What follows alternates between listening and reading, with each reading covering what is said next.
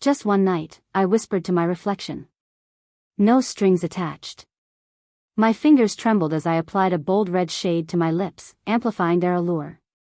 My long brown hair cascaded over one shoulder in loose waves, adding to the air of mystery. The transformation was complete, Rebecca, Heartbreaker edition. I pushed open the bathroom door and entered the pulsing chaos of the nightclub. Strobe lights danced across sweaty bodies on the dance floor as electronic beats filled every corner of the room. The energy was intoxicating, an escape from reality, a temporary reprieve from the pain.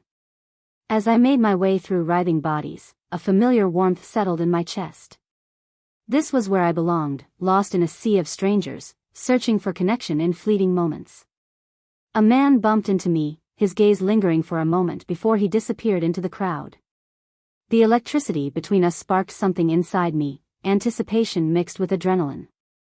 I headed toward the bar, swaying to the music as I weaved through dancers. David, a friendly bartender with tousled blonde hair and kind blue eyes, flashed me a knowing grin as he prepared drinks. "What's it gonna be tonight, Rebecca?" he asked over thumping bass lines. "Surprise me," I replied with a flirtatious smile. David nodded and got to work mixing various concoctions. As he poured bright blue liquid into a glass filled with crushed ice, I scanned the room, searching for my next target. My eyes locked with a stranger across the room, a man with tousled dark hair and piercing blue eyes. He leaned against the wall, observing the crowd with an enigmatic smile. There was something magnetic about him, a pull that I couldn't resist. I tore my gaze away from him as David slid a vibrant purple drink in front of me. I handed him some cash and downed the concoction in one swift motion, relishing in its sweet burn. "Thanks, David," I called out over my shoulder as I set off toward the stranger by the wall. He watched me approach with intense focus, his eyes never leaving mine. The distance between us closed, and soon we stood face to face amidst the chaos of the nightclub. "You look like you could use some excitement," he said, his voice low and seductive. I felt a shiver run down my spine at his words. There was so much promise in those 6 syllables. In that moment, I knew exactly where this night would lead. The music was my sanctuary, a place where my heart could heal from the pain of my recent breakup. I let the pulsating beats consume me, becoming one with the rhythm. As I danced, my eyes remained fixed on the mysterious stranger. He stood apart from the crowd, an enigma in the midst of chaos. I made my way toward him, feeling the eyes of other men on me as I moved. The air grew heavier with anticipation as I approached. The stranger's eyes never left mine, and as I reached him, he extended a hand, inviting me to dance. "Michael," he said, his voice deep and smooth. "Rebecca," I replied, placing my hand in his. He pulled me close, and we became one entity, moving in sync with the music. I felt his breath on my neck, his chest pressed against mine. The heat of his body radiated through me, igniting a fire within. "You're a beautiful dancer," he whispered in my ear, his breath hot and intoxicating. I smiled, feeling a rush of excitement. "So are you." Michael's eyes held a hint of mystery, a secret waiting to be discovered. I wanted to know more about him, but I also craved the thrill of the unknown. As the song reached its climax, Michael pulled away slightly, his eyes searching mine. "Let's get out of here," he said, his voice laced with a hint of urgency. I hesitated, unsure of what to expect. But the thrill of adventure won over my doubts. "Okay," I said, my heart pounding with anticipation. He smiled, a hint of mischief in his eyes, and led me through the crowd. We left the club, the cool night air wrapping around us as we stepped outside. Michael hailed a cab, and we climbed in, our bodies still warm from the dance floor. The ride was silent, both of us lost in our thoughts. I wondered about Michael's life, his past, and what brought him to this club tonight. But I also knew that some questions were best left unanswered. The mystery of it all was part of the allure. The cab pulled up to a sleek apartment building, and Michael turned to me with a soft smile. "This is me.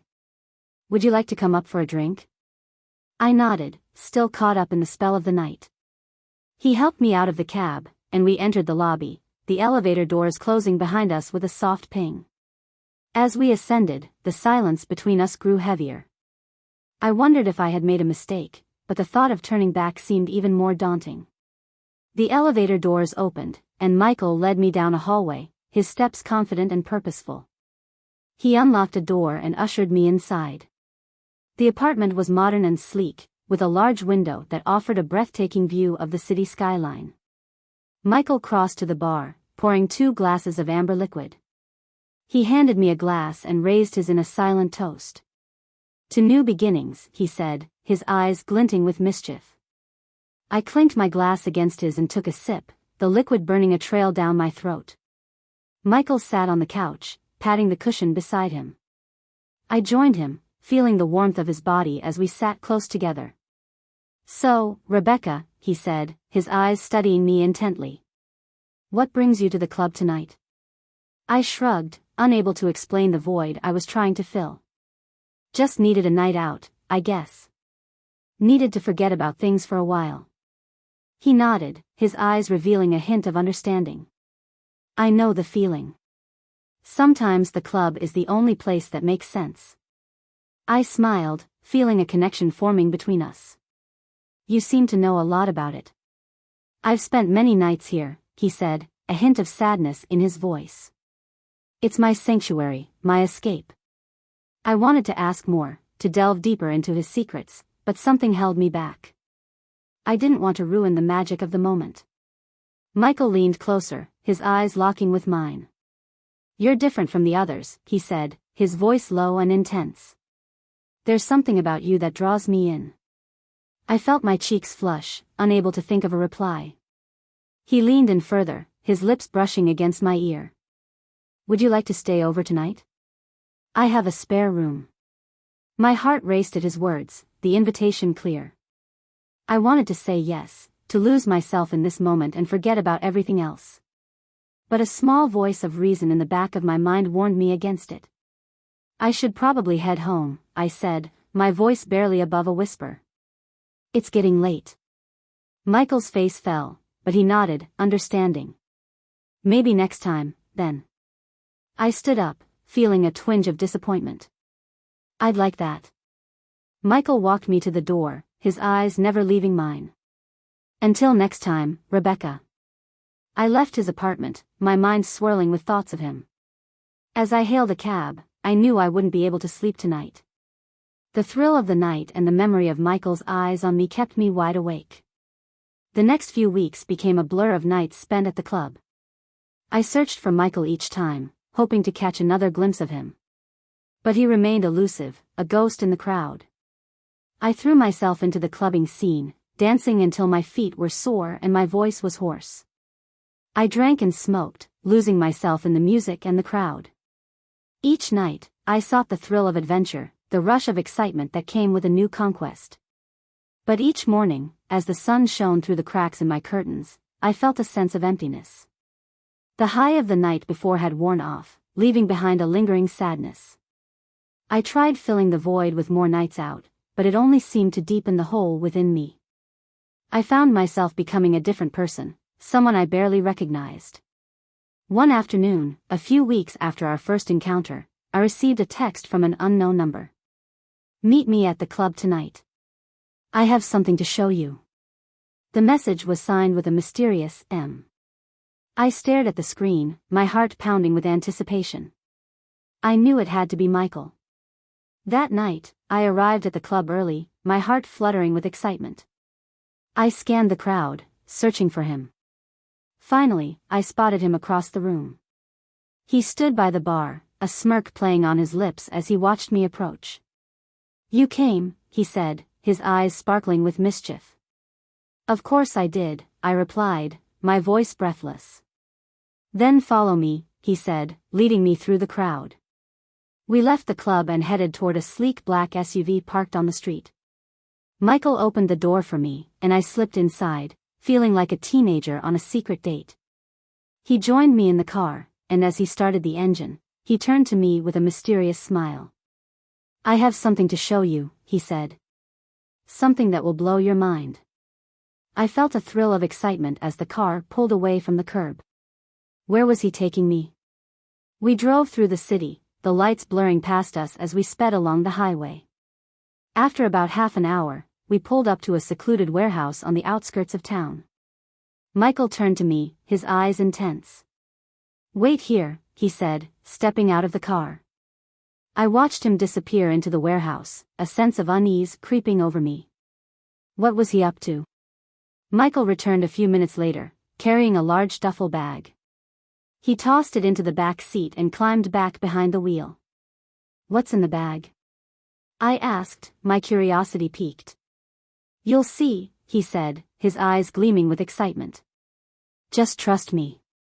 He pulled away from the curb, and we headed back toward the city. I glanced in the rearview mirror, wondering what was in that bag. Michael parked the car in an abandoned lot, and we climbed out. He reached into the back seat and retrieved the duffel bag. "What's going on?" I asked, my voice laced with a hint of apprehension. Michael smiled, his eyes full of mischief. "Just a little surprise," he said, leading me to a nearby alley. He unzipped the bag, and my eyes widened as I caught a glimpse of what was inside. "Is that?" "Yes," he said, a hint of pride in his voice. "A real live python. Isn't she beautiful?" I stepped back, my heart pounding with fear. I had never been a fan of snakes. Michael reached into the bag and pulled out the python, letting it coil around his neck. "Don't worry," he said, sensing my fear. "She's tame. She won't hurt you." I watched as he caressed the snake, his face illuminated by the moonlight. "I've always been fascinated by their grace and power," he said, his voice soft and full of admiration.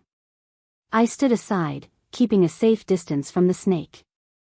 "So, what now?" "Now, we take her for a little walk," he said, a glint in his eye. "A night stroll through the city." I hesitated, unsure if this was a good idea. But the thrill of adventure won over my doubts. "Okay," I said, trying to mask my apprehension. Michael smiled, his eyes sparkling with excitement. He wrapped the python around his shoulders and led the way into the city. We walked through the empty streets, the snake's scales shimmering in the moonlight. Passers-by stared at us with a mix of fascination and horror.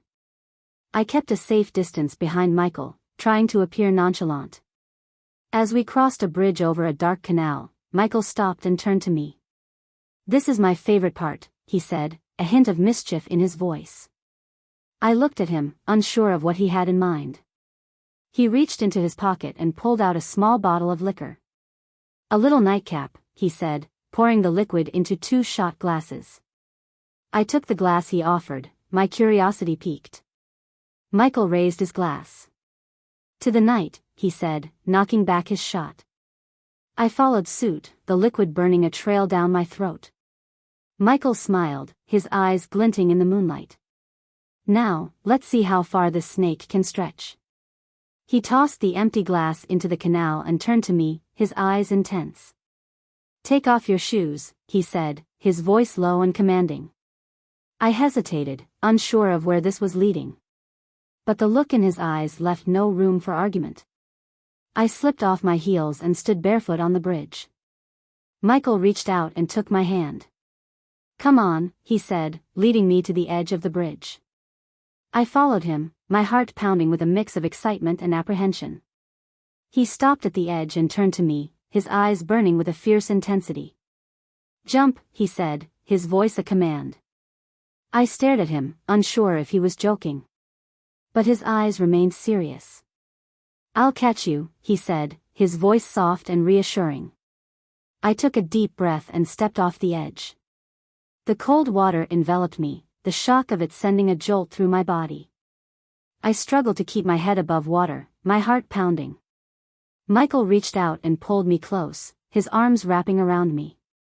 He kissed me deeply, his lips pressing against mine. The snake coiled around us, its scales brushing against my skin. He broke the kiss, his eyes searching mine. "Did you enjoy that?" I nodded, my heart still pounding from the thrill of it all. "Good," he said, a hint of satisfaction in his voice. "Now, let's get you home." He helped me out of the water, the cold night air wrapping around me as I shivered. I felt a rush of excitement as he wrapped his jacket around me. Michael led me back to the car, and we drove in silence, the snake coiled on his lap. I stared out the window, processing the events of the night. He pulled up to my apartment building and turned to me, his eyes filled with a mix of emotions. "I had a great night," he said, his voice soft. "Me too," I replied, unable to hide the smile on my face. He leaned in and kissed me softly on the lips. "Until next time, Rebecca."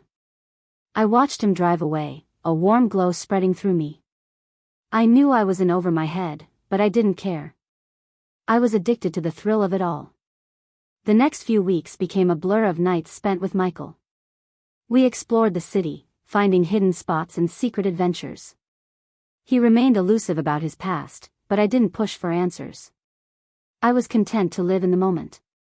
During the day, I found myself struggling to focus on anything but our nights together. I became distant at work, often daydreaming about our next encounter. One afternoon, as I stared out the window of my office, my phone buzzed with a text from Michael. "Meet me at the club tonight. I have a special surprise for you." I smiled, my heart racing with anticipation. I couldn't wait to see what he had in store. That night, I arrived at the club, my eyes scanning the crowd for a glimpse of him. Finally, I spotted him across the room, his eyes locked on mine. He raised a brow, beckoning me to him. I made my way through the crowd, feeling the eyes of other men on me as I passed. I ignored them, focused only on Michael. As I reached him, he pulled me close, his lips brushing against my ear. "You look beautiful tonight," he whispered, his breath hot on my neck. I blushed, feeling a rush of excitement. "So do you." He smiled, his eyes filled with a mysterious light. "Come with me," he said, leading me through the crowd. We left the club and headed toward a sleek black car parked outside. Michael opened the door for me, and I slipped inside, feeling like a celebrity. He joined me in the car, and as he started the engine, he turned to me with a mischievous smile. "You're in for a treat tonight," he said, his eyes gleaming. I felt a thrill of anticipation as we pulled away from the curb. Where was he taking me? The car drove through the city, the lights blurring past us. I leaned back in my seat, lost in the moment. Michael suddenly reached over and took my hand, his eyes intense. "I have something to tell you," he said, his voice serious. I looked at him, my heart pounding with anticipation. "I've been watching you for a while now," he said, his eyes never leaving mine.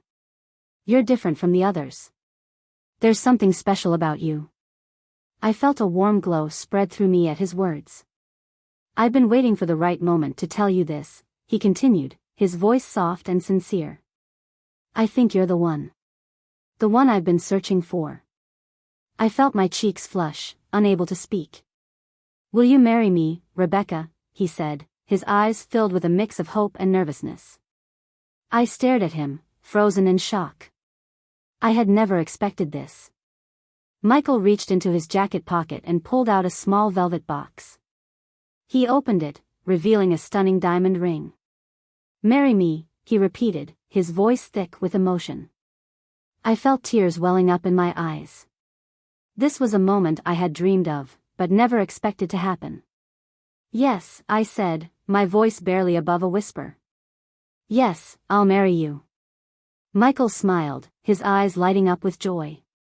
He slipped the ring onto my finger, and I felt a rush of excitement. He leaned in and kissed me deeply, his lips pressing against mine. "I love you, Rebecca." I returned his kiss, my heart pounding with a mix of excitement and disbelief. I couldn't wait to tell Laura the good news.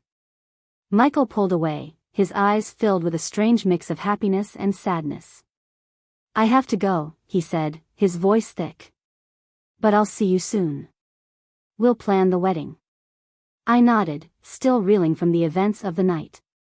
He leaned in and kissed me one last time, then stepped out of the car. I watched as he walked away, his figure fading into the night. I sat in the car, still stunned by what had just happened. I slipped the ring off my finger and held it up to the light, marveling at its beauty. Suddenly, my phone buzzed with a text from an unknown number. Congratulations, Rebecca. You've just become engaged to one of the city's most wanted criminals. Enjoy the ride while it lasts. I stared at the screen, my heart sinking. I knew that voice. It was Laura. I stared at the screen, my heart sinking. I knew that voice. It was Laura. My hands trembled as I read the text again and again, hoping it would somehow change. But the words remained the same, mocking me with their cruel truth. I felt a wave of nausea wash over me as I realized what had just happened. The man I thought was my soulmate, the one I had agreed to marry, was not who he seemed. Tears filled my eyes as I replayed our conversation in the car. How had I been so blind? How had I fallen for his lies? The truth was that Michael, or whatever his real name was, had never loved me.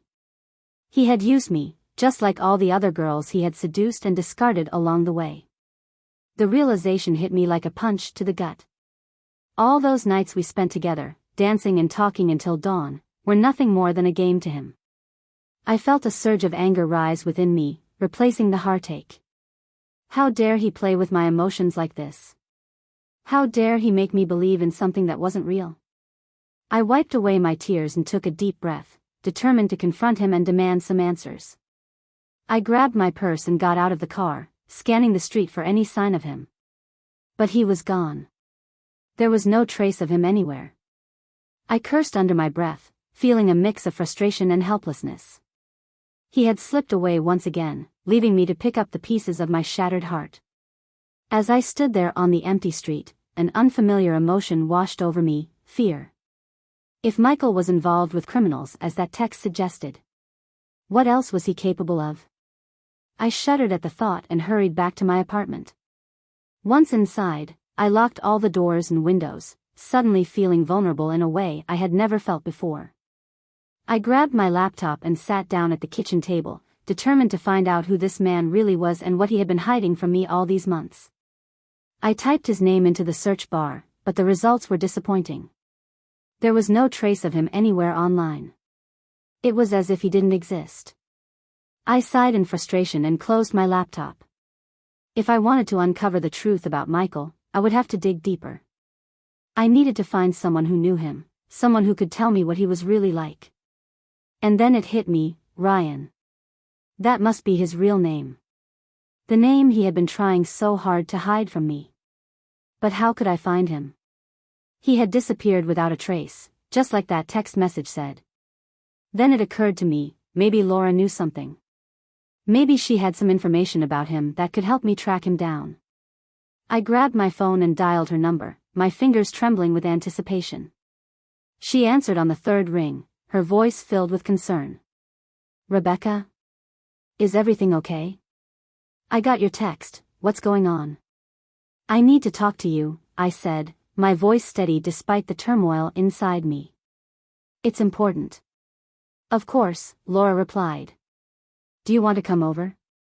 We can talk here. No, I said firmly. I can't wait. I need to see you right now. There was a pause on the other end of the line, and then Laura sighed. Okay, she said reluctantly. Where do you want to meet? The park, I said quickly, glancing out the window at the setting sun. In 20 minutes. All right, Laura agreed, her voice tinged with concern. I'll be there. I hung up and rushed to get ready, my mind racing with 1,000 thoughts. I couldn't shake the feeling that time was running out, that every minute I spent searching for answers brought me closer to danger. As I drove to the park, I couldn't help but wonder, what if Laura was involved in all of this? What if she was the one who had sent that text message? The thought made my stomach churn with anxiety. Laura had always been the level-headed one, the voice of reason. But what if it was all an act? What if she had been manipulating me this whole time? I pushed aside the nagging doubts and focused on the task at hand. I needed answers, and Laura was my best chance of finding them. By the time I arrived at the park, darkness had fallen and the moon hung low in the sky. The air was cool and crisp, a stark contrast to the turmoil raging inside me. I parked my car and scanned the area for any sign of Laura. A few minutes later, she emerged from behind a cluster of trees, her face lined with worry. "Rebecca," she said as she approached me, her voice filled with concern. "What's going on? You're scaring me." "I need to know the truth," I said, my voice steady despite my racing heart. "About Michael, or should I say Ryan?" Laura's eyes widened in surprise, and for a moment, she looked caught off guard. "What do you mean?" she asked, her voice tinged with nervousness. "I mean," I said firmly, "that I know everything now. About his real name, his past, everything." Laura sighed and looked down at her feet. "I was afraid this would happen," she said quietly. "What do you mean?" I asked, my voice filled with urgency. "There's so much you don't know," Laura replied, her voice tinged with sadness. "About Ryan, about the life he leads." "Tell me," I demanded, my patience wearing thin. "I deserve to know the truth." Laura looked up at me, her eyes filled with a mix of sympathy and regret. "All right," she said softly. "I'll tell you everything. But first, you need to promise me something." "What?" I asked, my heart pounding in my chest. "That no matter what I say," Laura continued, her voice firm, "you won't go looking for him. You won't confront him. Promise me that, Rebecca." I hesitated for a moment, torn between my desire for the truth and the fear of what it might reveal. But then I nodded. "I promise," I said, my voice filled with determination. "Now tell me, who is Ryan? And why should I be afraid of him?" Laura took a deep breath and began to speak, her words unraveling the web of lies that had entangled me for so long. "Ryan is not who he seems," she said slowly. "He's..." I stood frozen, absorbing Laura's words. The man I had fallen for, the one who had consumed my thoughts and my nights, was a wanted criminal. A murderer. "How?" I asked, my voice barely above a whisper. "How could he be involved in such things? He seemed so normal." "That's the thing about him," Laura said, her eyes never leaving mine. "He's a master of deception. He can charm anyone, make them believe whatever he wants. He's like a chameleon, blending into any environment." I shook my head, still unable to process this new information. "Then why? Why did he come into my life? Why did he pretend to love me?" Laura sighed, her eyes filled with a mix of regret and sympathy. "I think he was lonely. He saw you as a challenge, someone to conquer. But he never intended to stick around. He just wanted to play with your emotions, break you down, and move on to the next victim." A bitter taste formed in my mouth as her words sank in.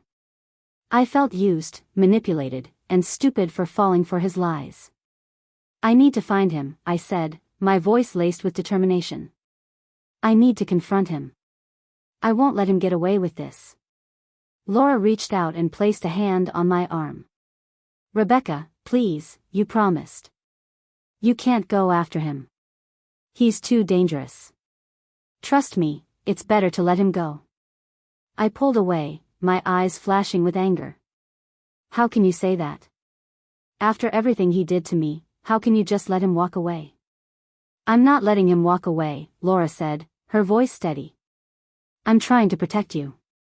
Ryan has connections, Rebecca. He's involved with some very bad people. If you go after him, you'll put yourself in grave danger." I glared at her, refusing to back down. "I don't care. I won't let him get away with this. I won't be his next victim." Laura sighed and shook her head. "Then at least let me help you. I have some contacts who might be able to give us more information. We can find out where he is and what he's planning." I hesitated, my mind racing. I wanted to confront him, to make him pay for what he had done to me. But Laura was right. I couldn't do this alone. I needed her help. "All right," I said finally, my voice laced with reluctance. "Let's do it your way. First, tell me everything you know about him.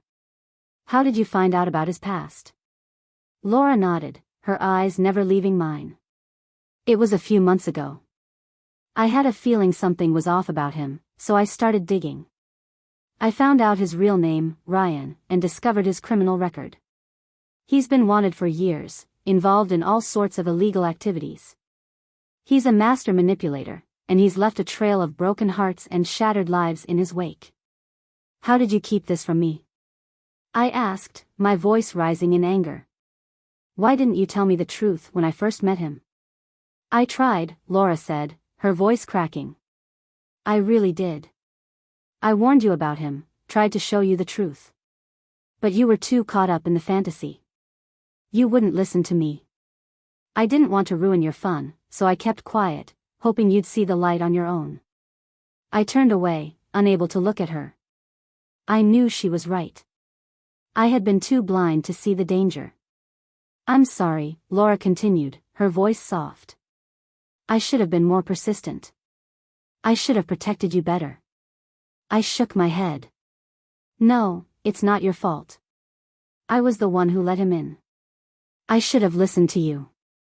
We stood in silence for a moment, both lost in our thoughts. So, what now? I asked finally, breaking the silence. How do we find him? I have a friend, Laura said, her voice filled with uncertainty. He might be able to help us. He's a bit of a wild card, but he has connections that could lead us to Ryan.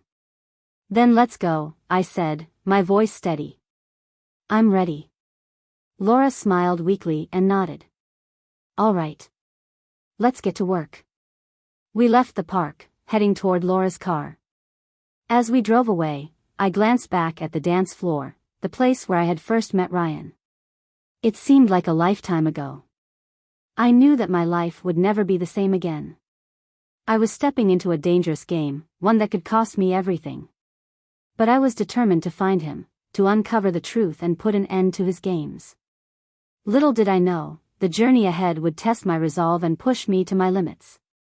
I was about to enter a world of shadows and secrets, where the line between friend and foe was blurred, and the only constant was danger.